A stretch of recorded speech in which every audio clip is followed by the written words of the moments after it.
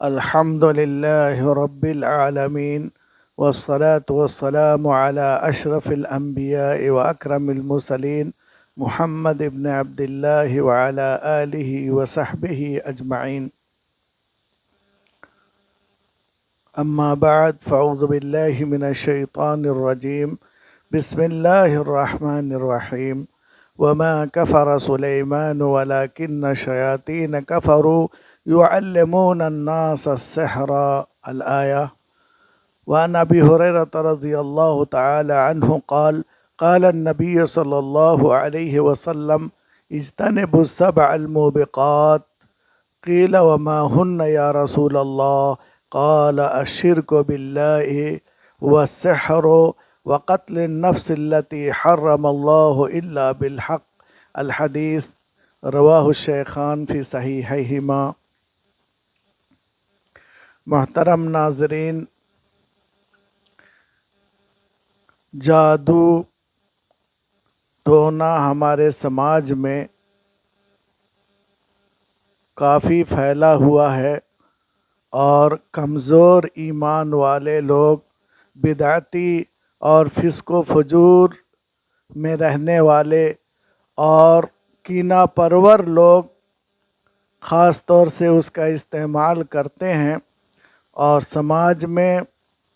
فساد اور بگاڑ پیدا کرتے ہیں۔ جادو کی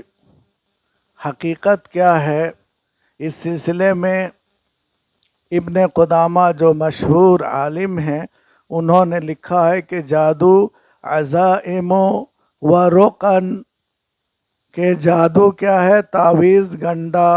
اور جھاڑ پھونک اور اسی طرح سے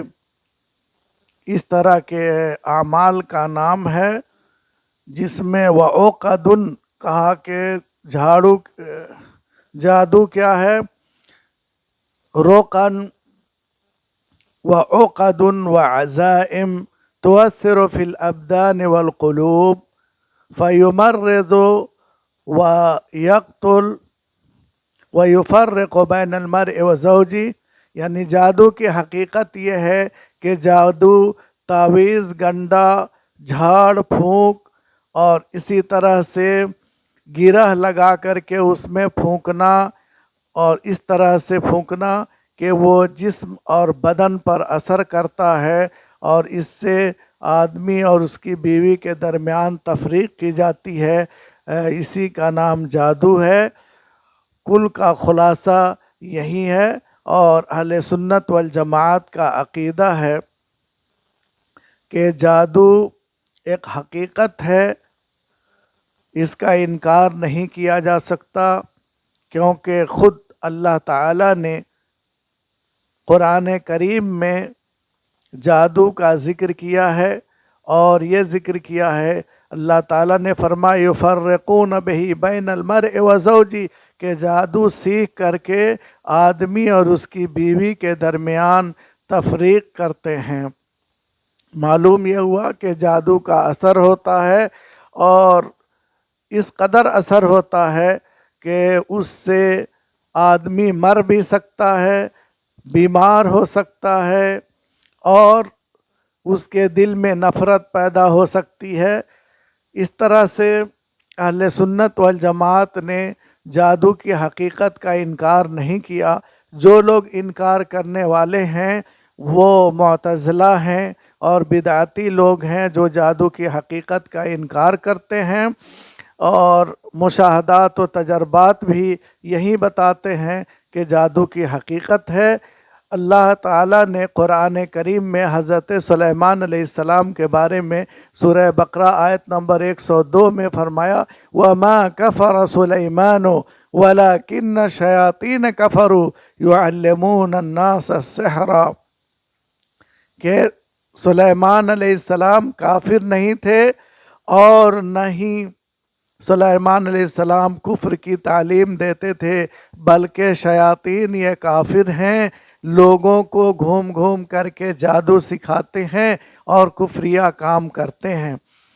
دراصل یہودیوں کا یہ عقیدہ تھا،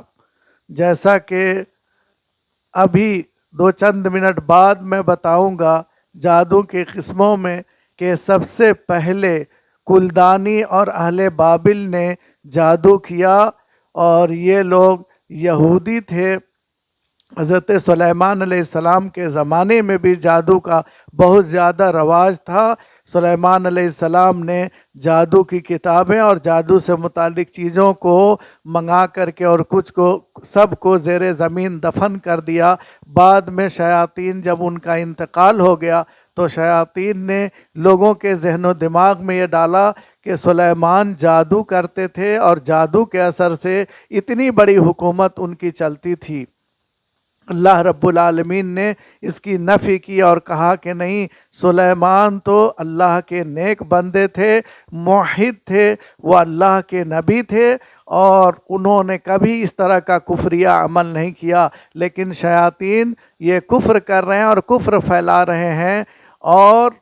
उसी को सीखते और सिखाते हैं। और इसी आयत में हारूत और मारूत का जिक्र है, जिसे अल्लाह ताला ने जिन दो फरिश्तों को भेजा था अहले बाबिल के पास, जो जादू लोगों को सिखाते थे और कहते थे कि वमा युअल्लिमान मिन अहदिन हत्ता यक़ूला इन्नमा नहनु फितनतुन फला तकफुर। किसी को भी जब जादू सिखाते थे तो वो कहते थे कि हम आजमाइश के लिए भेजे गए हैं, लिहाजा तुम कुफरिया काम ना करो।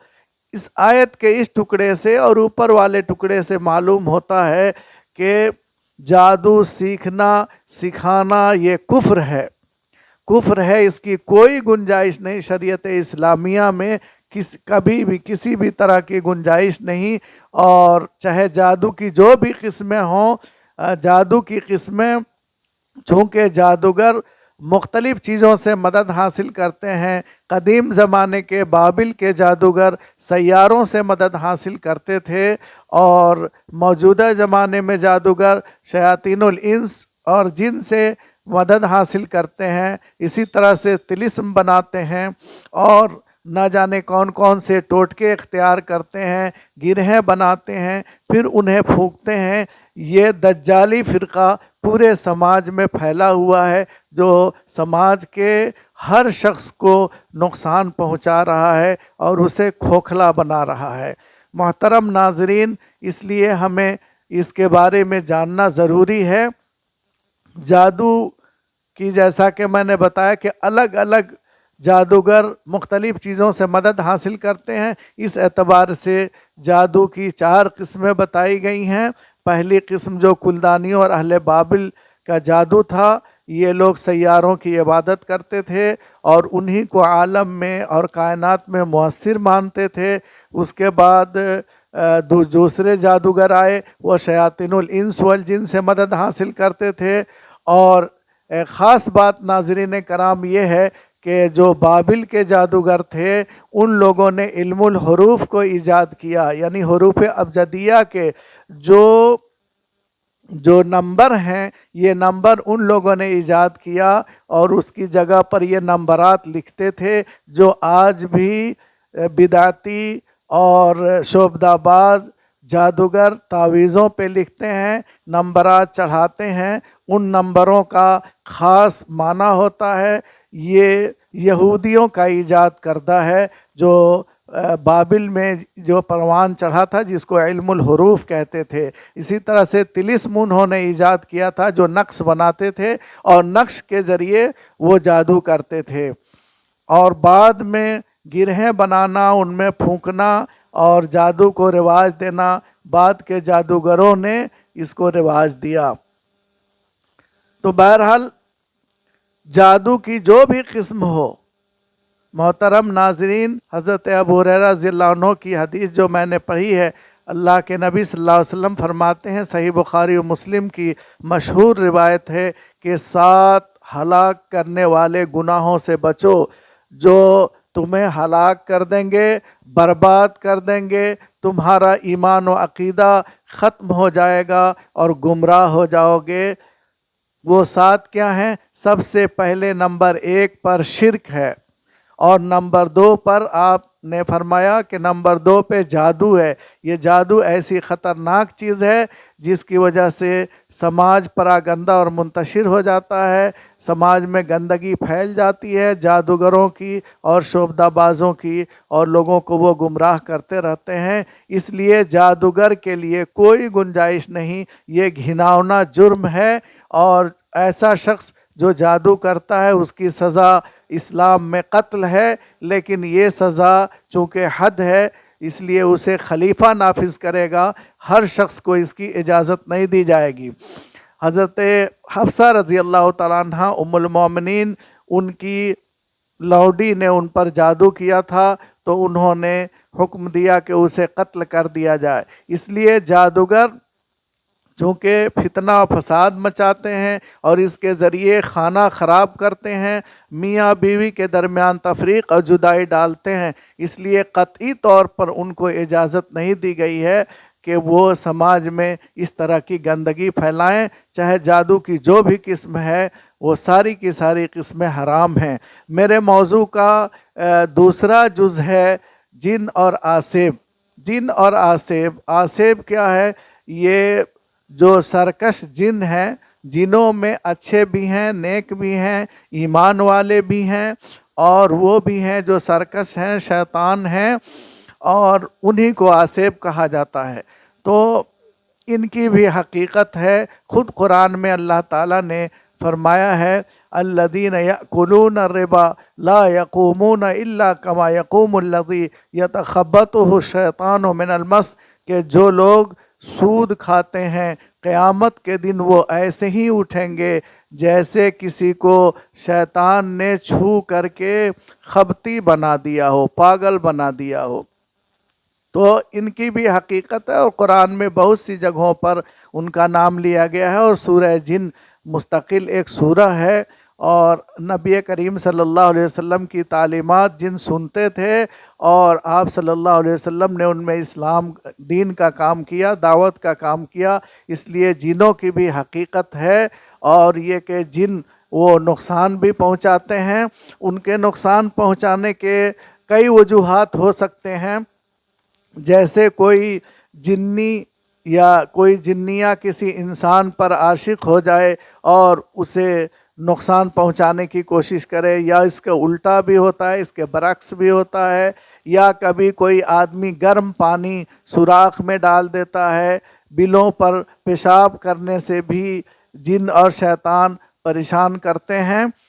تو ان کے کئی اسباب ہیں، اور کچھ ایسے ہیں جو ظالم ہیں، بنا کسی سبب کے اللہ کے بندوں کو اور بندیوں کو پریشان کرتے ہیں، اور یہ انسان پر ان کے سوار ہونے کی 4 حالتیں ہوتی ہیں۔ جب آدمی کو سخت غصہ آئے تو اس وقت یہ آدمی پر سوار ہوتے ہیں، یا سخت غفلت میں ہو، یا شدید شہوت کا غلبہ ہو، یا آدمی کو بہت زیادہ ڈر ہو، اسی لیے جب یہ آتے ہیں تو ڈراتے ہیں تاکہ آدمی ڈر جائے اور ذکر اللہ نہ کرے، پھر ان کے ذہن ان کے اندر داخل ہو جائیں۔ جنوں کی قسموں کے تعلق سے مستدرک حاکم میں ایک صحیح روایت ہے کہ اللہ کے نبی صلی اللہ علیہ وسلم نے فرمایا کہ جن 3 طرح کے ہوتے ہیں، منہم من لہ اجنحۃ یطیرون بہا، کچھ جن ایسے ہیں جن کے پاس پر ہیں، ان پروں سے وہ اڑتے ہیں اور ہوا کی طرح آتے اور جاتے ہیں، اور کچھ ایسے جن ہیں جو کہیں کہیں رہتے ہیں، بستی بنا کر کے انسانوں کی طرح وہ رہتے ہیں، اور جنوں کی ایک قسم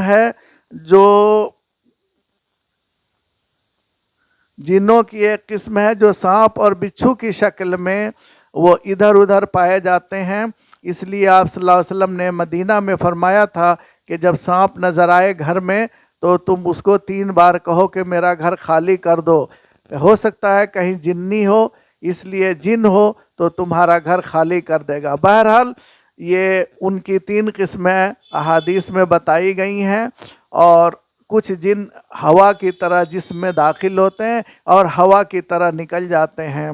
تو یہ ان کی قسمیں ہیں۔ باقی رہا یہ مسئلہ کہ بیداری کے عالم میں کیسے ہمیں معلوم ہو کہ ہمارے اوپر جن کا اثر ہے۔ جن کا اثر ہے یہ کیسے معلوم ہو؟ اس کی کچھ صورتیں جو ماہرین ہیں انہوں نے بیان کی ہے، جیسے شیخ وحید عبدالسلام بالی جو موحد عالم دین تھے، سلفی عالم تھے اور شیخ البانی کے شاگرد تھے، انہوں نے کتاب لکھی ہے وقایت الانسان عن وسوسۃ الشیطان، اور اسی طرح سے الصارم البتار فی التصدی لسحرۃ الاشرار، اس میں انہوں نے لکھا ہے کہ جب آدمی کو لگاتار سر درد ہونے لگے بنا کسی فزیکل بیماری کے، بنا کسی سبب کے سر درد لگاتار ہو تو سمجھیں کہ اس کے اوپر جن کا اثر ہے۔ اسی طرح سے ذکر و اذکار اور نیکی کے کاموں میں نماز سے رکاوٹ اگر آدمی محسوس کرے، کوشش کرے اور پھر بھی وہ چھوڑ دیتا ہے تو اس کا مطلب اس کے اوپر جن کا اثر ہے۔ اسی طرح سے اعصاب اور عضلات میں تشنج ہو اور سکڑن ہو اور جکڑن محسوس ہو تو بیماری کے علاوہ اگر ایسا ہے تو ہو سکتا ہے کہ اس کے اوپر جن کا اثر ہو۔ اسی طرح سے کسی عضو میں ایسا درد ہو جس درد سے آدمی پریشان ہو لیکن علاج کے بعد کچھ بھی افاقہ نہ ہو سکے تو اس کے اوپر جن کا اثر ہو سکتا ہے۔ محترم ناظرین، یہ تو علامتیں ہوئیں، لیکن اب علاج، اگر کسی کے اوپر جن سوار ہو جائے، شیطان سوار ہو جائے تو علاج کیسے کرے گا؟ علاج کے لیے سب سے پہلے معالج جو علاج کرنا چاہتا ہے، معالج 3 قسم کے مارکیٹ میں پائے جاتے ہیں۔ ایک تو وہ ہیں جو شیطانی خود جادو سے جادو کا علاج کرتے ہیں اور محیر العقول شیطانی قوتوں سے یا طلسم سے جادو کا علاج کرتے ہیں، اور دوسرے وہ ہیں جو ٹوٹکے وغیرہ سے، شعبدہ بازی سے اور کرتب دکھا کر کے علاج کرتے ہیں۔ یہ سب کے سب وہ لوگ ہیں جن کے پاس جانا حرام ہے، کیونکہ یہ حرام کام کرتے ہیں، اور جائز اور شرعی علاج کرنے والا اگر کوئی رقیہ کرنے والا ہے تو اس کے پاس جانا جائز ہوگا، جو قرآن و سنت کی روشنی میں علاج کرتا ہو۔ تو اس کے لیے بھی کچھ شرائط اہل علم نے بیان کیے ہیں۔ سب سے پہلی شرط یہ ہے کہ علاج کرنے والا موحد ہو، صحیح العقیدہ ہو اور خود توحید کے اوپر قائم ہو،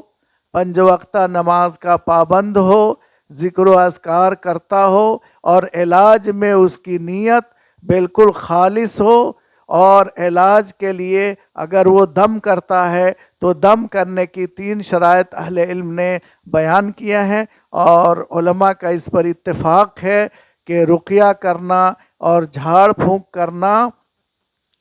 قرآنی آیات سے، سب سے پہلے اللہ تعالیٰ کے اسماء حسنہ اور کلام الہی سے، اسی طرح سے مسنون دعاؤں سے جھاڑ پھونک کرنا جائز ہے۔ اسی طرح سے نمبر 2 میں ایسی چیز، ایسی بات جو کہ واضح ہو، سمجھ میں آئے اور اس میں شرک نہ ہو، اگر وہ عربی زبان میں ہے تو بہتر ہے اور اس سے علاج کیا جائے تو علاج ہو سکتا ہے۔ اسی طرح سے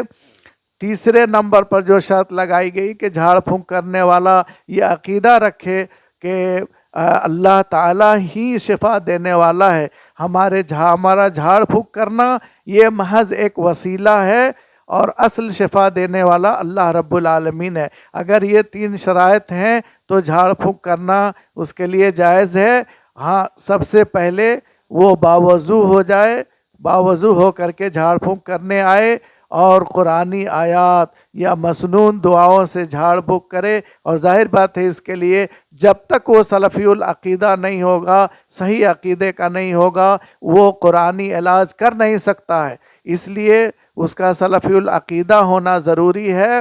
اور ساتھ ساتھ اس کا اذکار کا پابند ہونا ضروری ہے تاکہ اس کے رقیہ میں اثر ہو۔ اور اسی طرح سے اگر وہ عورت کے اوپر دم کر رہا ہے تو لازم ہے کہ اس کے ساتھ اس کا کوئی محرم ہو، کوئی محرم عورت کے ساتھ ہو اور دوسرا کوئی آدمی نہ ہو، محرم کے ساتھ، محرم کی موجودگی میں دم کرے، اور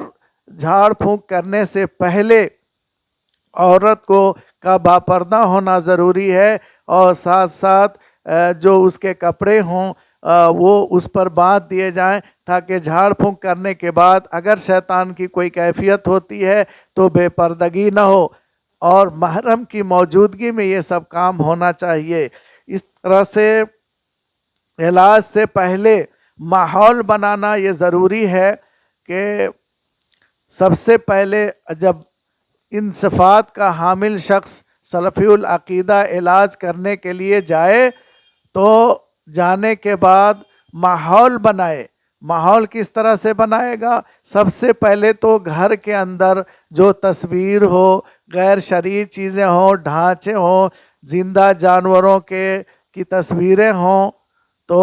حیوانات کی تصویریں ہوں، ان کو باہر نکال دے تاکہ فرشتے اس گھر میں داخل ہوں، اور اس کے بعد سے اگر اس میں گانا باجا ہوتا ہے تو اس کو بھی باہر کرے۔ مریض کو دیکھے اگر وہ پہلے سے تعویذ پہنے ہوا ہے، گنڈا لگائے ہوا ہے اور اس طرح کی کوئی غیر شرعی چیز پہنے ہوا ہے تو اسے فوراً کاٹ کر کے اسے جلا دے، اور جلانے کے بعد مریض کو اور گھر والوں کو توحید کی تلقین کرے، اور اس طرح تلقین کرے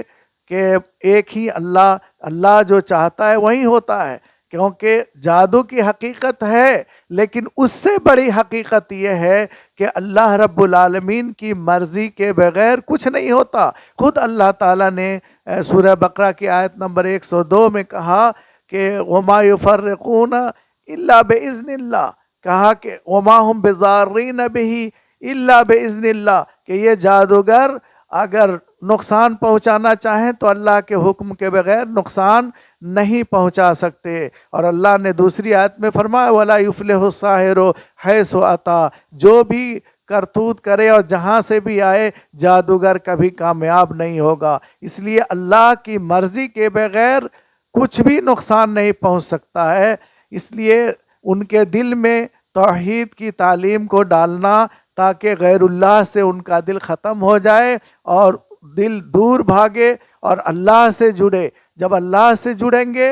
تو انشاءاللہ اس طرح کی جو شیطانی قوتیں ہیں ایمانی قوت سے ختم ہو جائیں گی، کیونکہ امام ابن قیم رحمۃ اللہ علیہ نے لکھا ہے کہ رقیہ کیا ہے؟ یہ ارواح خبیثہ کا ارواح طیبہ سے مقابلہ ہے۔ جب ایک نیک آدمی، صالح آدمی، صحیح العقیدہ شخص دم کرتا ہے قرآنی آیات پڑھ کر کے، تو خبیث روحیں اور شیطانی طاقتیں اور خبیث طاقتیں بھاگتی ہیں۔ یہی اصل ہے رقیہ کا۔ اس لیے محترم ناظرین، ضروری ہے کہ جھاڑ پھونک کرنے والا سلفی العقیدہ ہو اور گھر میں جا کر کے وہاں بھی صحیح عقیدے کی تعلیم دے، اور اس کے بعد پھر جو اہل علم نے اور اس سے پہلے اہل علم نے جو لکھا ہے مختلف قسم کی آیات کو پڑھنے کے بارے میں، جیسے کہ مریض کا اگر مرد ہے تو اس کی پیشانی کو پکڑ کر کے اور سورہ فاتحہ پڑھے، قل یا ایھا الکافرون پڑھے، قل اعوذ برب الفلق، قل اعوذ برب الناس، جنہیں معوذتین کہا جاتا ہے، وہ پڑھے، اور اسی طرح سے قل ھو اللہ احد پڑھے، اور بھی صورتیں ہیں جن کو پڑھنے سے جن اور شیطان کو تکلیف ہوتی ہے اور وہ بھاگتے ہیں، تو ان کو پڑھے۔ اور جو معصورہ دعائیں ہیں جو اللہ کے نبی صلی اللہ علیہ وسلم سے صحیح سند سے ثابت ہیں، جنہیں ہم مسنون دعائیں کہتے ہیں، ان دعاؤں کو پڑھے، اور اعوذ بکلمات اللہ التامہ من کل شیطان وہامہ ومن کل عین لامہ، یہ دعا حضرت ابراہیم علیہ السلام اسماعیل علیہ السلام کو پڑھ کر کے دم کرتے تھے، اور اس کے بعد رسول اللہ صلی اللہ علیہ وسلم نے صحیح بخاری کی روایت میں کہ حسن حسین پر پڑھ کر کے دم کرتے تھے۔ تو یہ دعا ہم پڑھ کر کے اپنے بچوں پر یوں ہی دم کریں، صبح شام کا وقت ہو، صبح کا وقت ہو، دم کر دیں تاکہ شیطانی قوتوں سے ان کا سامنا نہ ہو، کیونکہ بچوں کو، عورتوں کو، حاملہ عورتوں کو، اور اس طرح سے ان کو جو سیدھے سادے اور نیک دل ہوتے ہیں ان کو یہ جادوگر اور ٹوٹکے والی اور ٹونہین نشانہ بناتی ہیں۔ اور سماج میں خرافات پھیلاتی ہیں، اس لیے ہمیں اس کے لیے چوکنا اور ہوشیار رہنا چاہیے۔ اور جب معاملہ پیش آ جائے اور کوئی تکلیف ہو اور آپ کو یقین ہو جائے کہ اس طرح کا کوئی اثر ہے، کسی جادو کا اثر ہے یا جن یا شیطان کا اثر ہے، تو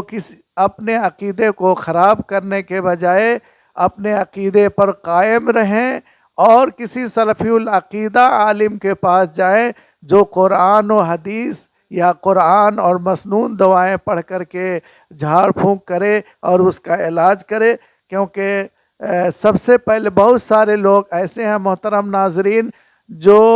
بیماری کو بھی جن اور شیطان سمجھ لیتے ہیں۔ اگر بچہ کھانسنے لگتا ہے تو کمزور ایمان والی عورتیں وہ سمجھتی ہیں کہ اس کے اوپر کسی نے جادو کر دیا، کسی ٹونہین نے بری نظر لگا دی ہے۔ اللہ کے نبی صلی اللہ علیہ وسلم نے فرمایا العین حق، نظر لگتی ہے، لیکن اس کا یہ مطلب نہیں ہے کہ آدمی کو کوئی بیماری ہو تو ہم فوراً اسی طرف جائیں۔ اس سے بدعقیدگی پھیلتی ہے اور بدعقیدگی پھیلے گی تو سماج خراب ہو جائے گا اور ایسا بگڑے گا کہ ہم اس کو سدھار نہیں پائیں گے۔ اس لیے محترم ناظرین، اگر کہیں بھی جادوگر ملتا ہے تو اس کا ناطقہ بند کیا جائے۔ اگر کوئی ٹونہین یقین کے ساتھ معلوم ہو جاتی ہے کہ جادوگرنی ہے، جادو کرتی ہے، ٹونا کرتی ہے، تو اس کو فوراً روکنے کی کوشش کریں، طاقت سے یا جیسے بھی ہو روکنے کی کوشش کریں تاکہ اس کی برائی پھیلے نہیں۔ خود اللہ کے نبی صلی اللہ علیہ وسلم پر بھی اماں عائشہ کہتی ہیں کہ جادو ہو گیا تھا، اور صحیحین کی روایت ہے سحر النبی صلی اللہ علیہ وسلم حتی یخیل الیہ انہ یفعل الشیء ولم یفعلہ، کہ اللہ کے نبی صلی اللہ علیہ وسلم پر جادو کر دیا گیا، یہاں تک کہ آپ صلی اللہ علیہ وسلم کو لگتا تھا کہ انہوں نے کوئی کام کیا ہے، حالانکہ کیے نہیں ہوتے تھے۔ بسا اوقات آپ غسل کرنے کے لیے کپڑے لے کر جاتے، حالانکہ غسل کی ضرورت آپ کو نہیں ہوتی تھی۔ تو اس طرح سے جب آپ صلی اللہ علیہ وسلم کو کی تکلیف بڑھی تو آپ نے، اماں عائشہ کہتی ہیں کہ دعا و دعا، آپ صلی اللہ علیہ وسلم نے بہت دعائیں کی اللہ سے، یہاں تک کہ آپ صلی اللہ علیہ وسلم سوئے ہوئے تھے، ایک آدمی خواب میں آیا، آپ کے سرہانے بیٹھ گیا اور دوسرا پاؤں کے پاس بیٹھ گیا اور آپس میں باتیں کرنے لگے کہ اس آدمی کو کیا ہوا ہے؟ تو دوسرے نے کہا کہ مطبوبن، یہ سحر زدہ ہے، اس کے اوپر سحر اور جادو کا اثر ہوا ہے۔ پھر آپ صلی اللہ علیہ وسلم کو دوسرے نے پوچھا کہ آخر کس نے جادو کیا ہے؟ تو بتایا کہ لبید ابن عاصم یہودی نے جادو کیا ہے۔ کہاں جادو ہے؟ کہا کہ کنگھی سے جو بال ٹوٹے ہوئے تھے ان داڑھی کے بالوں میں اس نے گرہیں لگا کر کے زروان نامی کنویں میں ڈال دیا ہے، اور اس طرح سے